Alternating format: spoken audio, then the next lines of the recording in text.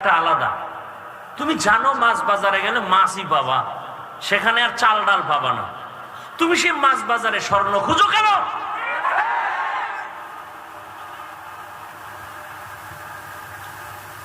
তুমি চালের দোকানে চাল পাবা, কিয়ামত পর্যন্ত স্বর্ণ পাবা না।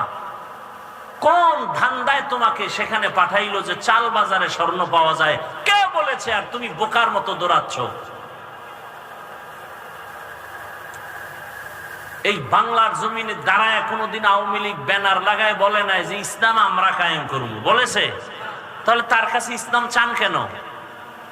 বিএনপি কোনোদিন বলে নাই যে দেশে আমরা ইসলাম কায়েম করব, বলেছে?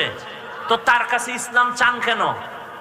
ইসলাম কায়েমের জন্য তো আলাদা ব্যানার আছে আমার দেশে, সেখানে না ইসলাম তালাশ করবেন। সেখানে যদি ইসলাম না পান তখন প্রশ্ন